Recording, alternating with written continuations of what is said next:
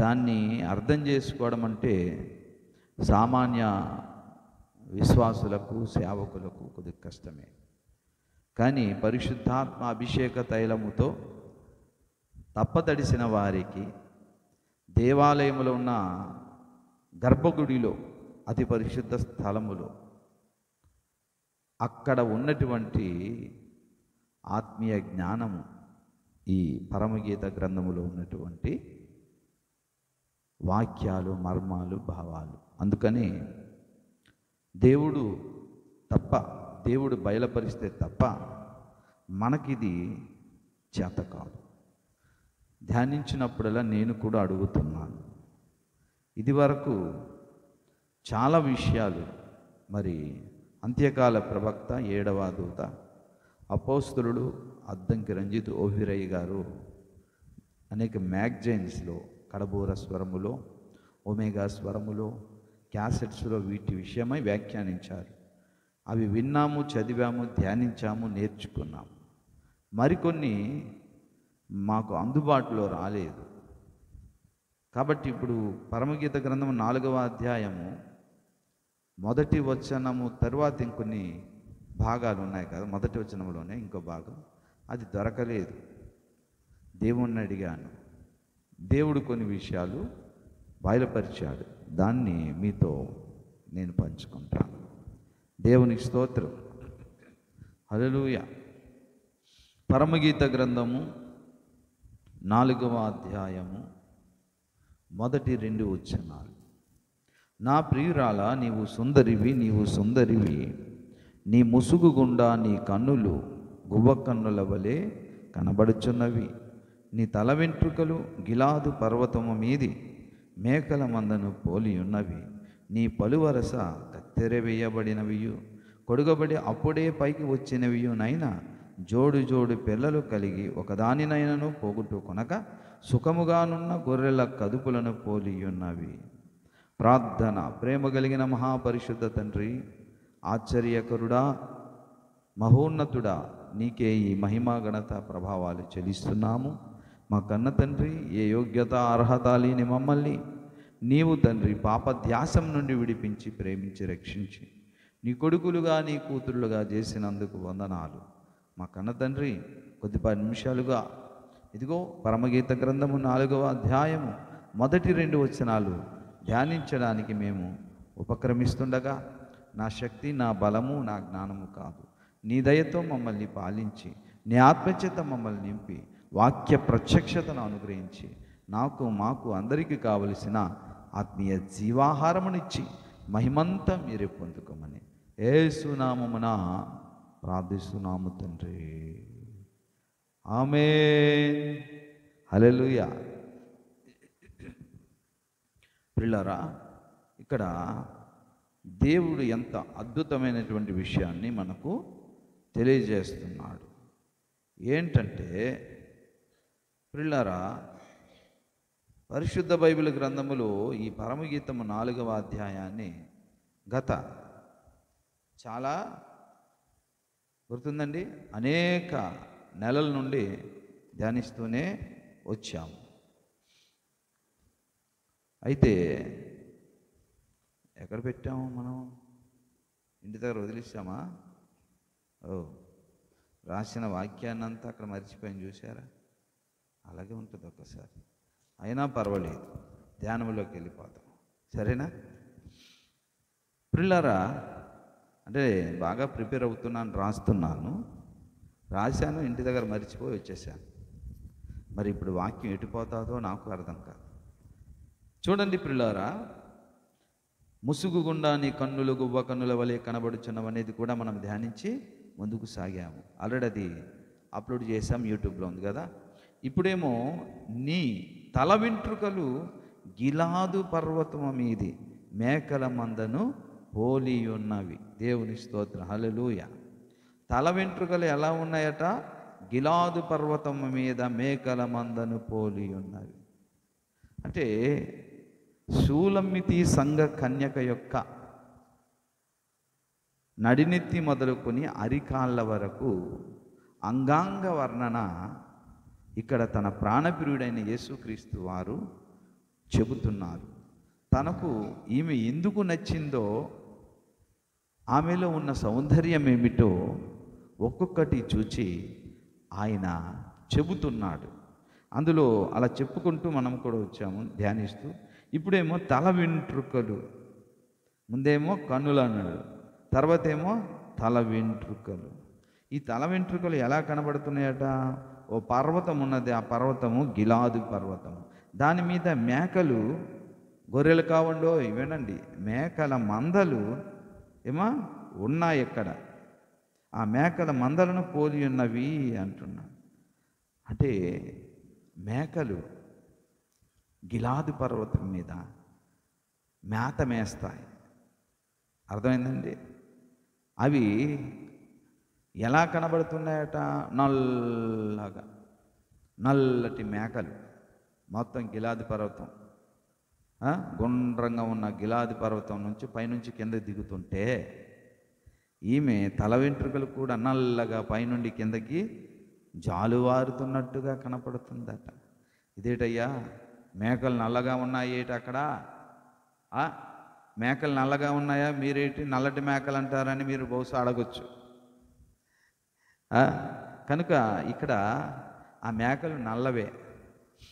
ఒకవేళ ఆమె యొక్క తల వెంట్రుకలు నల్లవి కాకుండా తెల్లగా ఉన్నాయి అనుకో, నిజానికి తెల్లటి వెంట్రుకలు వృద్ధాప్యానికి సాదృశ్యం, నల్లటి వెంట్రుకలు యవ్వనానికి సాదృశ్యం. అవునా?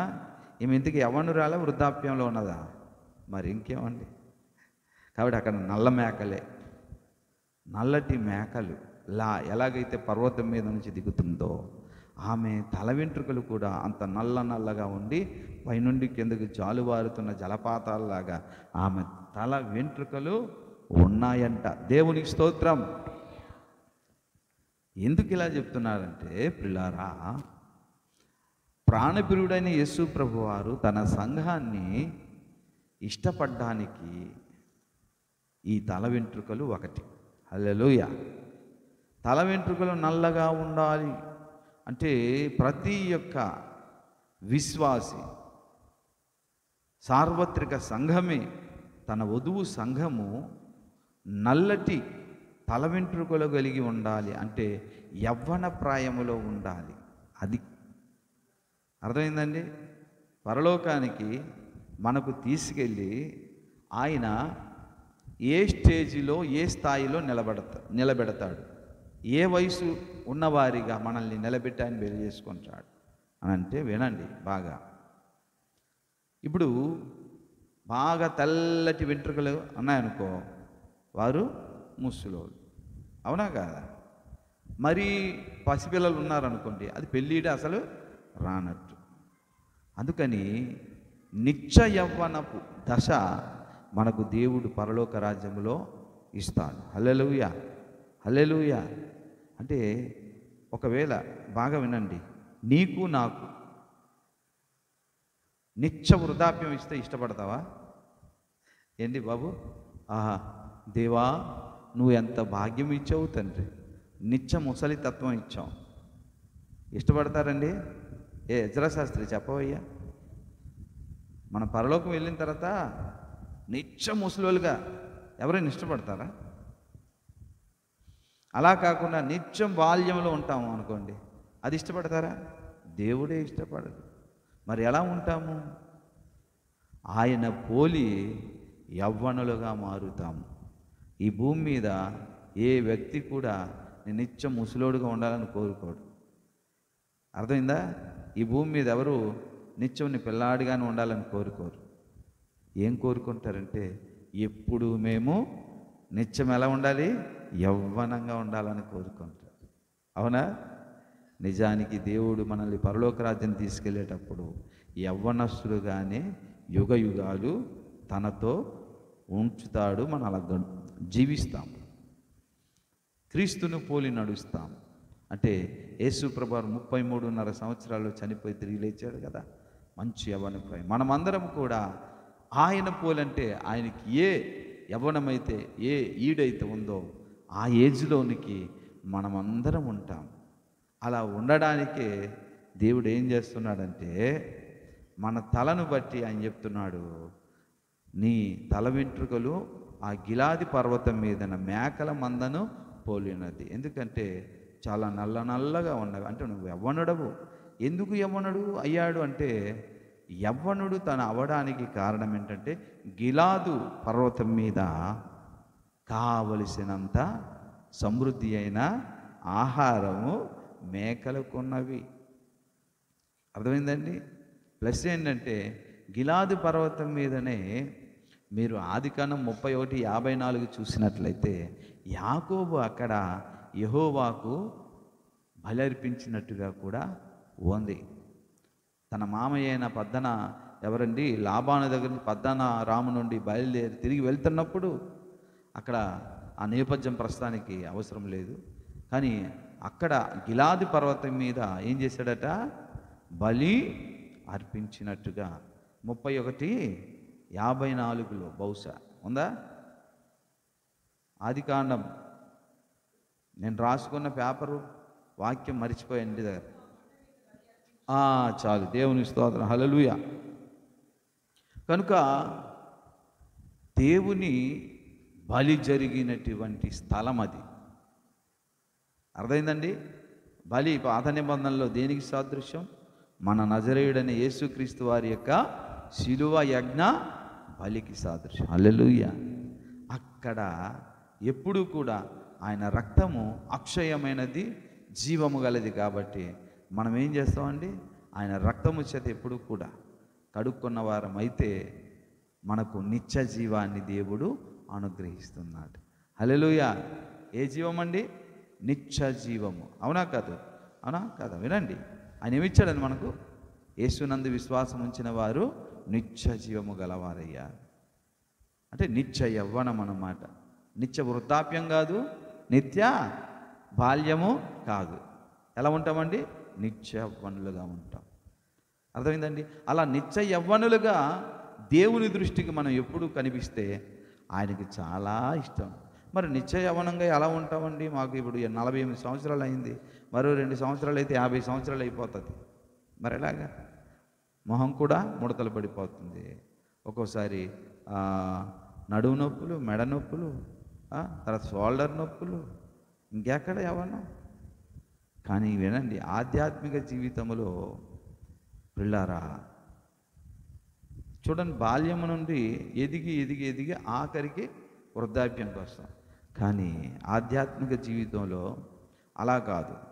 బాల్యం నుండి తర్వాత కౌమార దశ అంటే తండ్రులు, బాల్యం నుండి తండ్రులు, తండ్రుల తర్వాత యవ్వనస్తులుగా మారుతాం.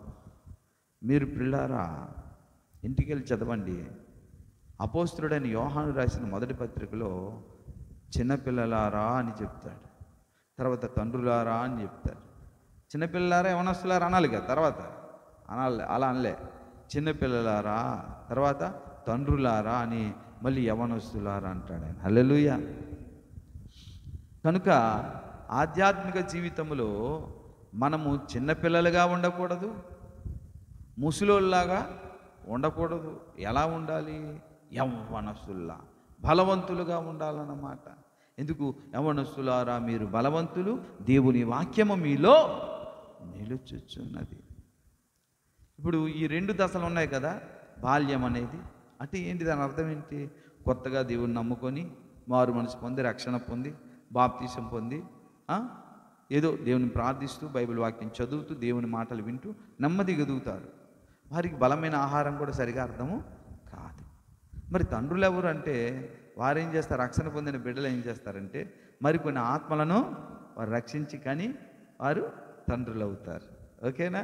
ఇది కరెక్టే. అయితే ఇటు బాల్యములో ఉన్నవారైనా అటు తండ్రులైనా లాస్ట్ ఏమవ్వాలండి? యవ్వనులుగా మారాలి. అందుకే యవ్వనులుగా మారాలి అనుకుంటే మనం ఏం చేయాలనుకుంటే దేవుని వాక్యము చేత నింపబడుతూ ఉంటే మనము ఆత్మీయ జీవితములో యవ్వనులుగా మారినట్లుగా ఆయన దృష్టికి మనము కనబడతాము. అప్పుడు ఆయన అంటాడు, నీ తల వెంట్రుకలు ఎలా ఉందట? గిలాదు కొండ మీద మేకల మందను పోలి ఉన్నది అంటాడు ఆయన. ఇంతకీ తల వెంట్రుకల విషయాన్ని అంత బాగా ఎందుకు పొగిడాడో తెలుసా? ఆ, నీ జుట్టు మీద నీ తల మీద తల వెంట్రుకలు ఎక్కువ ఉందనుకో, ఆయన వేసిన అభిషేక తైలము మన మీద చాలా ఎక్కువసేపు నిలబడుతుంది. హల్లెలూయా. అదే బోడిగుండు చేసుకున్నాం అనుకో, ఆయన ఎంత నూనె పోసినా జల జారిపోద్ది. అందుకే పిల్లారా, నాజీరు చేయబడిన వ్యక్తి తన తలను క్షౌరము చేయించుకోకూడదు, మంగళగత్తి పడకూడదు. ఎందుకంటే దేవుని అభిషేక తైలము తన తల మీద ఉంటుంది, అది జారిపోకుండా నిలిచి ఉండాలి. కనుక ఆధ్యాత్మిక జీవితంలో మనము ఇలా వాక్యము చేత నింపబడుతున్నప్పుడు పరిశుద్ధాత్మ దేవుని అభిషేక తైలము కూడా మన మీదకి వచ్చి నిలుచును. హల్లెలూయా, హల్లెలూయా. అంటే ఇటు వాక్యము ద్వారా బలము కలిగి యవ్వనులం అవుతాము, అటేమో పరిశుద్ధాత్మ అభిషేకము ద్వారా బలము కలిగి యవ్వనులుగా దేవుని దృష్టికి కనబడతాము. హల్లెలూయా, హల్లెలూయా. కనుక తల వెంట్రుకలు అలా ఉండాలట, అలా కనిపిస్తుందట. ఎంత అద్భుతమైన విషయం అండి. అందుకే ప్రియులారా, యవనులు దేని చేత తమ నడతను శుద్ధి చేసుకొందురు? నీ వాక్యము చేతనే కదా. గమనించండి ప్రియులారా, ప్రతి విశ్వాసి, కొత్తగా వచ్చిన విశ్వాస అయినా లేదా మరికొన్ని ఆత్మలు రక్షించినటువంటి విశ్వాస అయినా సరే, పాస్టర్ గారైనా, మనమందరం ఎలా తయారవ్వాలి? క్రీస్తునకు పోలిన సమానమైనటువంటి ఆ ప్రాయంలోకి నీవు నేను మారాలి. అర్థమైందండి? ఆయనేమో నల్లటి కురులు, ఆయన యొక్క కురులట కాకపక్షములు, కృష్ణవర్ణములను రాయబడింది. ఆయన యవనస్తుడు, పెళ్ళేమో తెల్లటి వెంట్రుకలతో, కనుబొమ్మలు కూడా తెల్లగా అయిపోతే అందంగా ఉంటానా? చెప్పమ్మా. కనుబొమ్మలు ఉన్నాయి, ఇగో ఈ కనుబొమ్మలు, ఈ కనురెప్పల మీద వెంట్రుకలు తెల్లగా అయిపోయింది అనుకో, మొత్తం తెల్లగా అయిపోయింది అనుకో. ఆయన నల్లని జుట్టుతో, ఉంగరాలు జుట్టుతో ఉన్నాడు ఆయన. మనం ఇలాగంటే ఏదైనా చూడడానికి బాగుంటుందా? ఏ ముసల్దాయి చేసుకున్నారేడు అనరా? అంటారా లేదా? కాబట్టి ఆయన యవ్వనస్తుడు, యుక్త కాలంలో ఉన్నవాడు. ఈ భూమి మీద తన సంఘాన్ని తీసుకెళ్ళి చక్కటి యవ్వన ప్రాయంలో సరిజోడైన వ్యక్తిగా ఈ భూమి మీద సార్వత్రిక సంఘం అనే కన్యకను ఆయన తయారు చేస్తున్నాడు. అలా తయారు చేయటంలో ఒకటి వాక్యము చేత. వారు యవ్వనస్తులారా, మీరు బలవంతులు, దేవుని వాక్యం యందు నిలుచును. ఎందుకు నిలుస్తుంది? ఆత్మాభిషేకం ఎందుకు నిలుస్తుంది? తల వెంట్రుకలు ఒత్తుగా ఉంటే నూనె ఉంటుంది, బోడిగుండైతే జారిపోద్ది. అర్థమవుతుందండి? అందుకని దేవుని వాక్యం చేత మనం ఎప్పుడు చదువుతూ నింపబడుతున్నప్పుడు, పరిశుద్ధాత్మ అభిషేకంతో దివానను నింపు, బలవంతునిగా చేయి, నీ కొరకు సాక్షిగా నిలబెట్టు అంటున్నప్పుడు ఆ యవ్వన దశ ఆయన కనబడి అప్పుడు పొగుడుతాడనమాట ఆయన. ఆహా, నీ తల వెంట్రుకలు కూడా ఎంత బాగా. ఈ రోజులో అందరూ ఏమడుగుతారు? ప్రభువా నాకు ఒక కారియో, ప్రభువా నాకు ఒక గ్యాసియో, ప్రభువా నాకు ఒక ఉంగరం ఇయ్యో. ఇది అడగడం మొదలెట్టారు. కానీ ప్రభువా నీవు ఆత్మాభిషేకంతో నన్ను నింపు, నీ వాక్యము చేత నింపు అని అడగరు. వాక్యము చేతను ఆత్మాభిషేకం చేతను మనం నింపబడినప్పుడు యవ్వనులుగా ఎంతో అందంగా కనబడతాం. ఎలాగట? పైనుండి జారుతూ ఉంటుంది అన్నమాట, ఆ కొండ మీద నుంచి అలా దిగుతుందా? అలాగేంటంటే మనము దేవుని యొక్క ఆత్మచేత పొర్లి మన హృదయాల్లో నుండి, ఆత్మచేత నింపబడి మన హృదయాల్లో నుండి ఇతరులకు కూడా దాహం తీర్చేటట్లుగా మన ఆత్మీయ జీవితాలు ఉండాలి. పరిశుద్ధాత్మ అభిషేకము ద్వారా మనం ఇతరులకు మండించగలము, దేవుని వాక్యము ద్వారా కూడా ఇతరుల్ని వెలిగించగలము. హల్లెలూయా, హల్లెలూయా. కాబట్టి ప్రియులారా, నీ తల వెంట్రుకలు గిలాదు కొండ మీద ఎలా ఉన్నదండి? మేకల మందను పోలేను, అంత నల్లగా. ఎందుకు చెప్పాను ప్రియులారా? ఆమె యొక్క తల వెంట్రుక నల్లగా ఎందుకున్నాయని చెప్తున్నాను. ఎందుకంటే మనమందరం వెళ్ళి యేసయ్య ఏజ్కు, తన వయసుకు సరిపడ్డ ఆత్మీయ జీవిత వయసు మనందరికి వస్తుంది. మా నాన్నగారు ముసలైపోయారు, అమ్మ ముసలైపోయారు. పరలోకం మీరు వెళ్ళిన తర్వాత, ఎత్తబడిన తర్వాత కరెక్ట్గా యవనస్తులు అయిపోతారు. చిన్నపిల్లలు చనిపోయారనుకో, దేవుని బిడ్డలే నమ్మి వయసు ఏమో 10, 12, 13 అనుకోండి. వాళ్ళు మళ్ళీ యేసయ్యకు సరిసేటని వయసు వచ్చేస్తుంది వాళ్ళకి. ముసలోళ్ళు ఉండరు, ఎవరు ఉండరు. నేను ముసలిగా ఉంటానన్న అవ్వదు, కష్టం.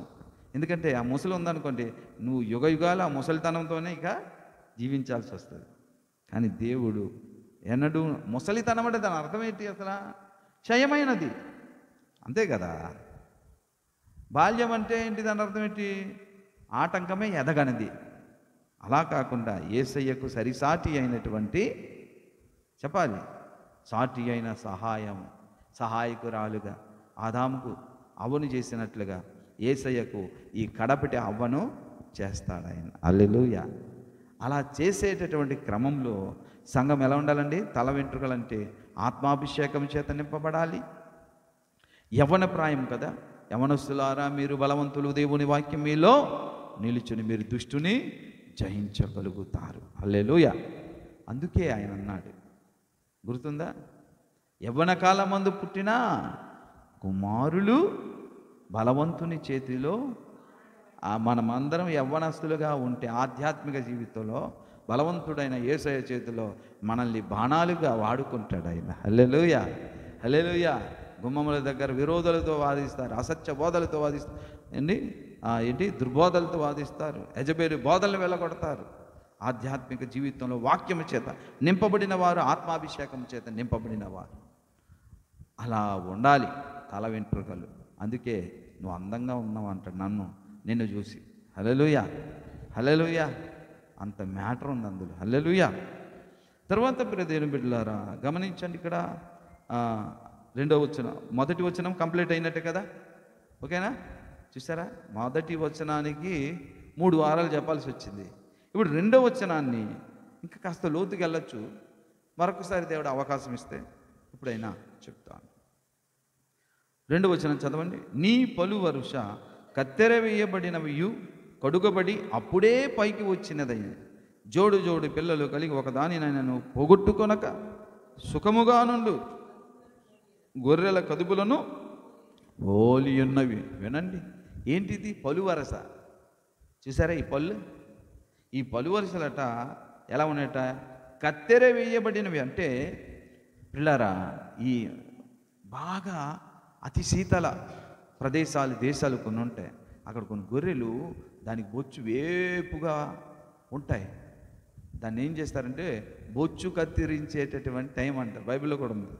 దాన్ని కత్తిరించేసి దాని మీద ఉన్న ఊలు తీసేసి బట్టలు కూడా కుడతారు. అదే స్పెట్స్, చలిబనేలు గట్రా. అప్పుడు మేకలన్నీ కూడా తెల్ల తెల్లగా కనబడతాయి. ఎక్కువ దాని మీద ఇది ఉందనుకోండి, ఏంటండి, వెంట్రుకలు, అదే కదా.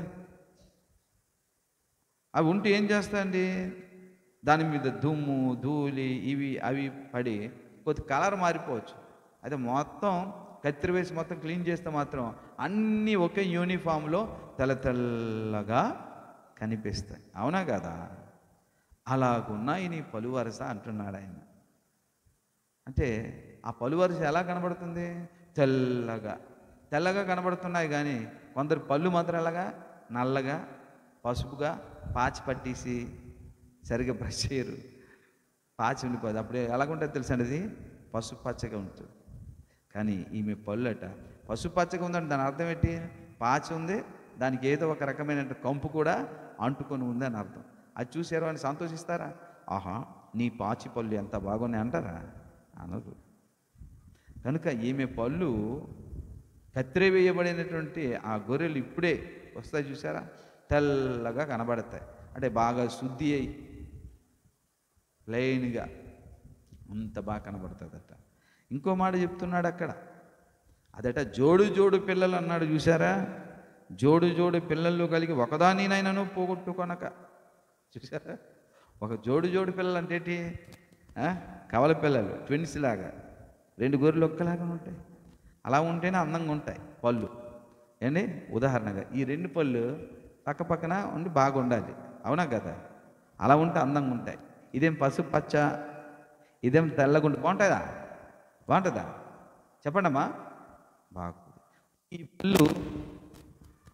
ఈ పళ్ళు ఒకటేమో ఎత్తుకుంది పైకి, ఒకటేమో కిందకి దిగింది. బాగుంటుందా? బాగోదు. పోనీ పళ్ళు ఒకటేమో ముందుకు వచ్చింది, ఒకటేమో వెనక్కి వెళ్ళింది. బాగుంటుందా? బాగుంటుందండి? బాగోదు. తర్వాత ఇంకో మాట అంటుంది అక్కడ, ఒక్కదానినైనాను పోగొట్టుకొనక. నా పళ్ళు ఎన్ని పోగొట్టుకున్నాను తెలిసే, పిప్పల్ని ఓడదీశాను. ఇక్కడ 2 లేవు, ఇక్కడ 3 లేవు. పాస్టమ్మ గారు నేను అదే పని, ఏ నొప్పి వస్తే ఓడదీశాను. ఇప్పుడు బాధపడుతున్నాను. కాస్త ముసలైపోతే ఈ దవడలు, చొక్కు దవడలే ఇలా అయిపోతానేమో చెప్పలేము. కనుక ఒక్క దానినైనాను పోగొట్టుకొనక, ఒక పళ్ళను కూడా పోగొట్టుకొనక, పలు వరసలు కాస్త ఎత్తు కిందకి ముందుకి వెనక్కి లేకుండా, పసుపు తలుపు లేకుండా తెల్లగా ఉన్నదట. అంటే ఆరోగ్యకరమైనటువంటి పళ్ళు ఉన్నాయి, అది నాకు చాలా అందంగా కనిపిస్తున్నాయి అంటున్నాడు అక్కడ. దేవుని స్తోత్రం. హల్లెలూయా, హల్లెలూయా. అయితే ప్రియులారా, దాని ఆత్మీయ భావం ఏం తెలియజేయాలనుకుంటున్నారు దేవుడు మనకు అనంటే, దేవుని బిడ్డలారా గమనించండి, నీ పలు వరుస కత్తెర వేయబడినవి, కొడుగబడి అప్పుడే పైకి వచ్చినవినైనా జోడు జోడు పిల్లలు కలిగి ఒకదానినైనాను పోగొట్టు కొనక సుఖముగా నుండి గొర్రెల కదుపులను పోలి ఉన్నవి. ఇదొక్క కదుపు మంద అన్నమాట. ఎంత అందంగా ఉన్నాయో, అది ఎంత ఆరోగ్యంగా ఉన్నదో అని అంటే, పిల్లరా నిజానికి ఇప్పుడే పుట్టినటువంటి పిల్లలు ఉన్నారు, పాలు త్రాగారు, 4 రోజులైంది, గుడ్డు, ఉల్లిపాయ, ఏమో చేప ముక్క, చికెన్ ముక్క పెట్టేస్తామా? అరే మింగరా, మింగు, తిను, ఇది చాలా బాగుంటుంది, మమ్మీ డాడీ తింటున్నాం కదా నువ్వు తిను అంటే ఆడు తిని చేస్తాడు. అవునా కదా? చచ్చిపోడా మరి? మింగుతాడు, కడుపులోకి వెళ్ళిపోదు, అరగదు, ఏమవుతుందో చెప్పలేం. కాబట్టి చిన్నపిల్లలకు మనము అటువంటి ముక్కలు కక్కలు పెట్టం. ఏమి ఇస్తామండి? పాలు మాత్రమే ఇస్తాం. అంటే ఏమర్థం అవుతుంది మీకు? చిన్నపిల్లలు బలమైన ఆహారాన్ని, ఘన పదార్థాలను తినలేరు. ఎందుకు? వారికి నవిలే శక్తి లేదు. నవలాలంటే ఏం కావాలి? ఏం కావాలండి? పళ్ళు కావాలి. అవునా కదా? అవునా కదా? అందుకే బాగా ముసలోళ్ళకు కూడా పళ్ళు ఇప్పుడు కట్టించుకుంటున్నారు కృత్రిమంగా, కానీ కొట్టుకో నూటుకో కొద్ది పళ్ళు ముసలోళ్ళకు ఉండదు. మ్యాక్సిమం నాకు ఎప్పుడో ఊడిపోయాయి. అర్థమవుతుందండి? చాలామంది మెత్తటి మొక్కలు ఇయ్యమ్మా, దుమ్ము లేని మొక్కలు ఇయ్యమ్మా అంటుంటారు. ఎందుకు? దుమ్ము లేని మొక్క ముందు ఎన్నుకోక పళ్ళు లేదు కాబట్టి. కాబట్టి బలమైనటువంటి ఆహారమును తిని నమిలి మృంగి జీర్ణించుకోవడానికి పళ్ళు ప్రాముఖ్యమైనది. అవునా కదా? కనుక ఎవరైతే ఆధ్యాత్మిక జీవితములో, ఆత్మీయ జీవితములో బలమైన ఆహారమును తింటూ జీర్ణించుకుంటారో వారి పలు వరసలను చూసి ఆయన సంతోషించినట్లుగానే దేవుని వాక్యములో బలమైన ఆహారం ఉన్నది, పాల వంటి ఆహారము కూడా ఉన్నది. చాలామంది ఈ పాలు త్రాగుతూనే ఉండిపోతున్నారు. మీకు ఇంకా పళ్ళే రాలేదురా అని ఆయన వాళ్ళ పళ్ళు అయిపోయి చూడరు, పోసి పళ్ళులాగా ఉంటాయి, అది ఏమి ఉండవు. వారు తినరు. వారిని చూసి దేవుడు ఏంటి బాధపడతాడు. కానీ బలమైన ఆహారం రోజు తింటూ తింటూ తింటూ జీర్ణించుకుంటూ ఇంకా నాకు కావాలి, ఇంకా నాకు కావాలి అని అన్నవారిని చూసి వారి యొక్క ఆధ్యాత్మిక జీవితంలో వారి పలు వరుస ఎలాగుంటుందట చెప్పాలి. వరుసగా బలహీనమైపోలేదు, తెల్లగా ఉన్నాయి, గట్టిగా దేన్నైనా తినగలరు, జీర్ణించుకోగలరు. ఆ స్టేజ్లోనే ఉంటేనే, అటువంటి పళ్ళు ఉంటేనే ఆయనకి ఇష్టం, అటువంటి కళ్ళు ఉంటేనే ఆయనకి ఇష్టం, అటువంటి తల వెంట్రుకలు ఉంటేనే ఆయనకి ఇష్టం.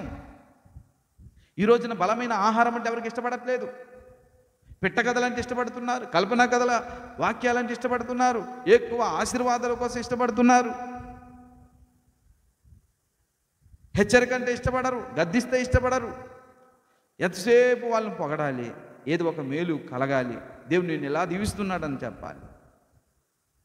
అర్థమైందండి? ఎంతసేపు స్వస్థత కోసం చెప్పాలి.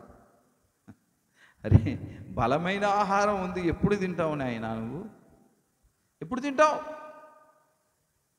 హెబ్రీయులకు రాసిన పత్రిక 5వ అధ్యాయం 12వ వచనం చదవండి.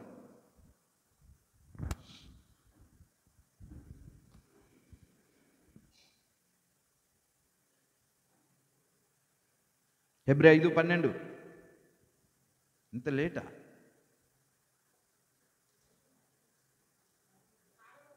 కాలమును బట్టి చూచితే మీరు బోధకులుగా ఉండవలసిన వారై ఉండగా దేవోక్తులలో మొదటి మూలపాఠములు మీకు బోధించవలసి వస్తుంది. మీరు పాలు త్రాగవలసిన వారే కానీ బలమైన ఆహారము తినగలవారు కారు. ఎందుకంటే ఆధ్యాత్మిక దంతాలు నీకు రాలే. ఆధ్యాత్మిక దంతాలు రాలేదు నీకు.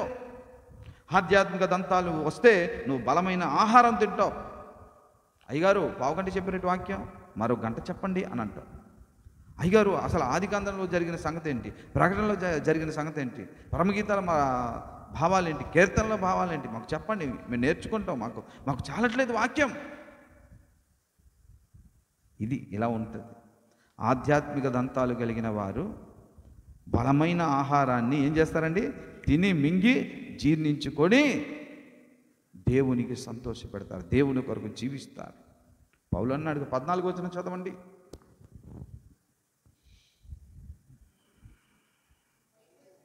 వయసు వచ్చిన వారు అభ్యాసము చేత మేలు కీడులను సాధకము చేయబడిన జ్ఞానేంద్రియములు గలవారై ఉన్నారు. కాబట్టి బలమైన ఆహారము వాళ్ళకే. హల్లెలూయా. అర్థమైందండి? ఆధ్యాత్మిక దంతాలు బలంగా ఉన్నవారు బలమైన ఆహారాన్ని తిని జీర్ణించుకొని దేవుని కొరకు బలాన్ని సంపాదించుకొని క్రీస్తు సాక్షులుగా నిలబడతారు. హల్లెలూయా, హల్లెలూయా. ఎంతసేపు చాలా సంఘాలు, చాలామంది విశ్వాసులు ఇదిగో ఈ పాల వంటి వాక్యముతోనే తృప్తిపడి ఉండిపోతున్నారు. పౌలు అంటున్నారు, ఏందయ్యా మీరు ఎప్పుడు నమ్మారు? మీ వయసు ఎంత? రక్షణ పొంది ఇప్పటికి 25 ఏళ్ళు 30 ఏళ్ళు అయిపోతుంది, అయినా సరే ఇంకా లాజరు లేచాడు. నువ్వు ఎప్పుడు లేస్తావు? కుష్ఠరోగం బాగుపడింది, కుష్ఠరోగం, నీ రోగం ఎప్పుడు బాగుపడుతుంది? ఆత్మీయ జీవితానికి పట్టినటువంటి రోగాలన్నీ వెలగొట్టి, ప్రభువా నా పళ్ళకు పట్టిన పాచిని నీ వాక్యం చేత శుభ్రంగా కడిగి బలమైన ఆహారము తినే నోరుగా నీ వాక్యము చేత నన్ను కాల్చు. వీళ్ళ పళ్ళు పాడైపోవడానికి ఒకటి అబద్ధాలు ఇది అది మాట్లాడుతుంటారు. ఆధ్యాత్మిక పళ్ళు పాడైపోతుంది. ఆధ్యాత్మిక పళ్ళు క్లీన్ చేయాలనుకుని మరలా యేసే తన రక్తం చేత తన వాక్యం చేత మనల్ని కడిగితే మరలా రెడీగా ఉంటుంది భోజనం చేయడానికి. ఏంటి? అవునా? హల్లెలూయా, హల్లెలూయా. అందుకని ఆధ్యాత్మిక దంతాలు బలముగా ఉన్నప్పుడు దేవుని బలమైన మర్మాలు, బలమైన వాక్యాలు, బలమైన అంశాలు మనం తినగలుగుతాం. దేవుని కొరకు ఈ భూమి మీద సాక్షులుగా నిలబడగలుగుతాం. హల్లెలూయా, హల్లెలూయా. పిల్లారా గమనించండి, మనము ఇర్మియా గ్రంథం 3:3లో చూసినట్లయితే మొత్తానికి ఇవన్నీ నా మైండ్కి ఎక్కిపోయి అయితే నేను రాసుకున్నాను కానీ మర్చిపోయాను. ఇర్మియా గ్రంథం 3:3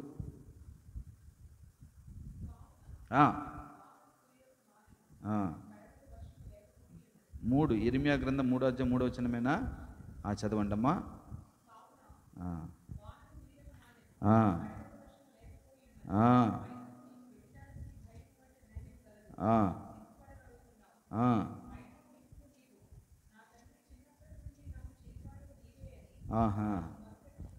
అయితే ఒకసారి యెహెజ్కేలు 3:3 ఏమో చూడమ్మా.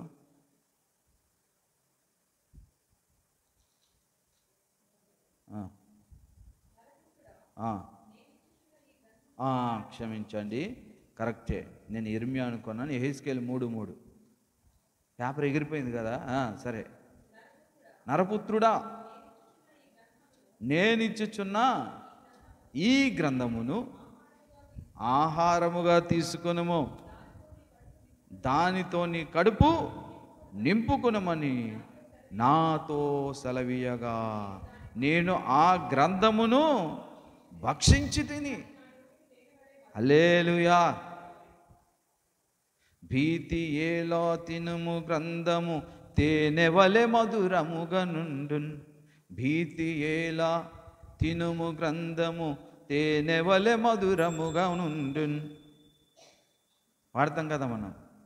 క్రైస్తవుండా కదలి రావయ్యా, కలుసాత్ములకు ఈ శిలువ శక్తిని జాటవేమయ్యా.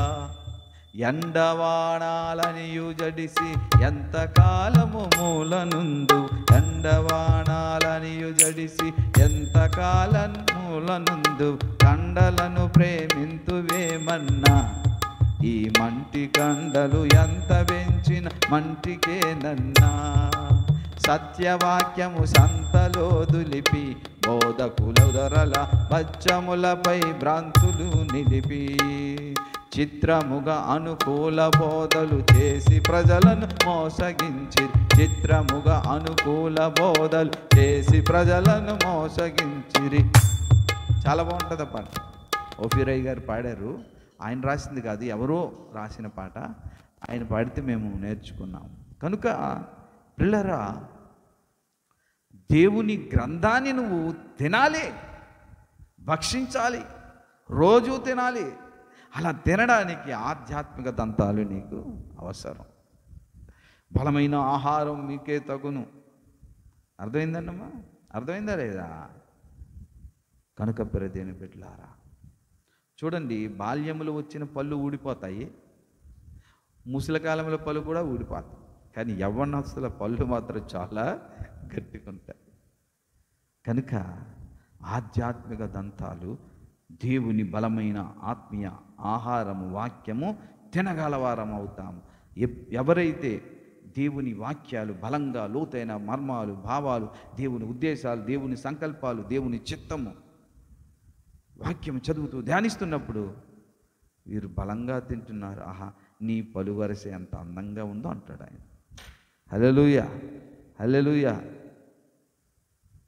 అలాగే యెహెజ్కేలు లాగానే ఒకసారి ప్రకటన గ్రంథము 10వ అధ్యాయం 9వ వచనాన్ని కూడా చూస్తే మనకు అర్థమవుతుంది.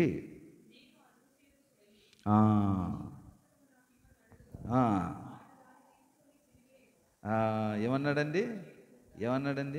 నేనా దూత యొద్దకు వెళ్ళి ఈ చిన్న పుస్తకం నాకేమని అడుగగా ఆయన దాన్ని తీసుకొని తినివేయము, అది నీ కడుపుకు చేదగును గాని నీ నోటికి తేనె వలె మధురముగా ఉండునని నాతో చెప్పాను. అంతటా నేను ఆ చిన్న పుస్తకమును దూత చేతి నుండి తీసుకొని దాన్ని తినివేసి తిని.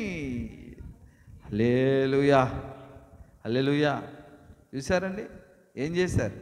యోహాను తిన్నాడు, యెహెజ్కేలు తిన్నాడు కాబట్టే యెహెజ్కేలు ప్రపంచ భవిష్యత్ సంగతులు ఏం జరుగుతుందో చెప్పాడు. మళ్ళీ అందరూ చెప్పారు, చాలామంది తిన్నవారే చెప్తారు.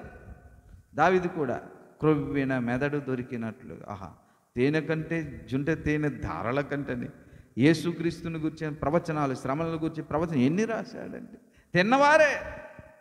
తినినవారే చెప్పగలుగుతారు. దేవుని వాక్యమును తిన్నారు కాబట్టి, చూశారు కాబట్టి వీళ్ళు ఏం చేశారండి? బలమైన ఆహారం తిన్నవారు తిరిగి భూమి మీదకి వచ్చి ప్రకటన గ్రంథం, యుగాంతం ఎలా జరుగుద్ది, భవిష్యత్తులో ఏం చేయబోతున్నాడు దేవుడు, అవన్నీ రాశారు వారు. నువ్వు తింటే కదా బలమైన ఆహారం, 10 మందికి నువ్వు కాపాడగలుగుతావు. అప్పుడు నీ పలువరుస, నా పలువరుస ఎలా కనబడుతుందండి చెప్పండి? అందముగా. నువ్వు బైబిల్ వాక్యం అంటే సరిగా నీకు ఇష్టం ఉండదు, బైబిల్ చదవవు, లోతైన భావం చెప్తేనా సరిగా వినడానికి ఇష్టం ఉండదు. ఎంతసేపు నీకు మేలు కలగాలని, నీ భర్తకి, నీ పిల్లలకి, నీకు, నీ భార్యకు మేలు కలగాలి, ఇదే చెప్పమంటావు. అలాంటప్పుడు ఇవేమీ అర్థం కాదు. నీ పళ్ళు దేవుడు చూసి అసలు ఇష్టపడ్డు. ఏముందయ్యా నువ్వు? నీ పళ్ళు వరుసలు గట్టిగా నవిలితే నీ 2 పళ్ళు ముందుకు ఊడిపోయి వాడు మీదకని ఎక్కిపోది, కిందకని జారిపోద్ది. అప్పుడు అలా ఉండకూడదు. నీ పళ్ళు వరుసలు ఎలా ఉండాలనుకుంటున్నావు అని చెప్పాడు ఆయన. ఎందుకు అంత పళ్ళు వరుస? ఆ పళ్ళు మీద అంతా ఆయనకి ధ్యాస అంటే దాని ద్వారా బలమైన ఆహారం మీరు తిని బలవంతులు అవ్వాలి, నా కొరకు మీరు జీవించాలి సాక్షులు కానీ. కనుక పిల్లారా, ఎంత చక్కగా ఈ భూమి మీద ఉన్నటువంటి సార్వత్రిక సంఘము, వధువు సంఘం అనే సూలమ్మితి సంఘ కన్యక తాను రూపురేఖలలో తన కళ్ళు, తల వెంట్రుకలు, పళ్ళు ఎలా ఉండాలో, ఎందుకు ఆయనకు నచ్చిందో చెప్పుకుంటూ వచ్చాడు. మిగతా ఉన్నాయి, పై వచ్చే వారాల్లో దాన్ని ధ్యానము చేద్దాం. ప్రార్థన చేయండి.